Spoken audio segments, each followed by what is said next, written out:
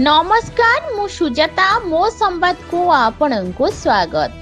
कोरापुट जिला सदर महकुमा ठारे बालेश्वर जिले में स्थापित होतिबा फकीरमोहन यूनिवर्सिटी छात्रावास रे अध्ययन करि आसुथिबा स्वर्गता श्रीमती सौम्यश्री विसी यूनिवर्सिटी कर्तृपक्ष द्वारा शारीरिक मानसिक क्लेश भोगी आसुथिबा जने मेधावी छात्री यौन निर्यातना और शारीरिक मानसिक चाप द्वारा पेट्रोल ढाली दग्ध होई मृत्युवरण करिथिबा विषय घेनी सारा ओडिशा बंद पालन अभियान कोरापुट जिला सदर महकुमा ठारे कांग्रेस नेता रूपक तुर्कुंग नेतृत्व में पालित हो जाइछि। एथिरे बहु कांग्रेस और याकु विरोध करुथिबा बहु जनसाधारण उपस्थित थिले। विशेष करी जो माने सौम्यश्री को निर्यातना निंदा क्लेश दे आसुथिले सेमानंकु कड़ी से कड़ी सजा मृत्युदंड किंबा आजीवन कारादंड देबाकू राष्ट्रीय कांग्रेस दाबी करुछि।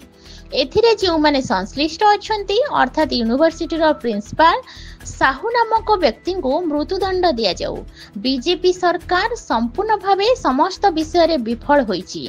नारी सुरक्षा रे विफल, बेरोजगारी को रोजगार देबारे विफल, स्वास्थ्य और शिक्षा रे विफल, बिजली और पानी रो विफल।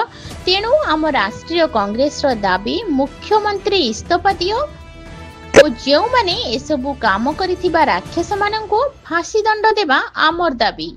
आजिर ओडिशा बंद पालन कोरापुट महकुमा रायपुर ठारू विशाखापाटना जाइथिबा 26 नंबर जातीय राजपथ और कोरापुट ठारू रायगड़ा को जाइथिबा 326 नंबर जातीय राजपथ कोरापुट छक ठारे बानर रस्सी और टायर जाली रास्ता अवरोध करा जाइथिला।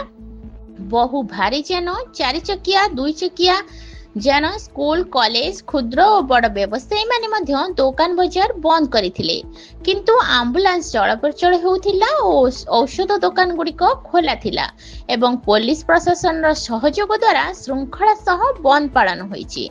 Koraput block reporter M Sairam को रिपोर्ट मो संवाद।